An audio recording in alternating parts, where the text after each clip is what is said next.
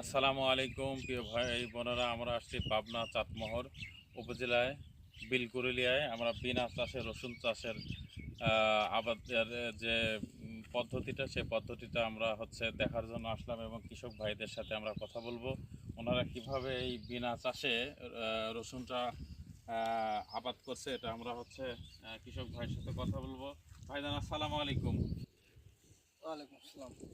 ভাইজান, এই যে বিনা চাষে যে আপনারা রসুন চাষ করছেন, এটা কিভাবে আপনারা চাষ করছেন? মূলত আমাদের এই ভুঁইতে ধান ছিল, ধানটা আমরা কেটে ঘরে নিয়েছি। তো যে গুঁড়াটা থাকে আর কি, ধানটা একটু বড় খড় করে যেটা, কাটা হয়, হ্যাঁ। খড় বলা হয় যেটাকে আর কি। তো ওইটা আমরা কাঁচি দিয়ে সমান করে কাটছি। তো ওইটা দিয়ে কাটার পরে তো ফার্স্টে দেখলাম যে আসলে জমিতে জো আছে কিনা, লাগানোর উপযুক্ত কিনা। তো দেখলাম যে জমিটা একটু শক্ত শক্ত ছিল। তো আমরা পানি দিছি আর কি ভুঁইতে, পানি দিয়ে ভুঁইটা একটু নরম করছি। নরম করার পরে কালকে বিকেলে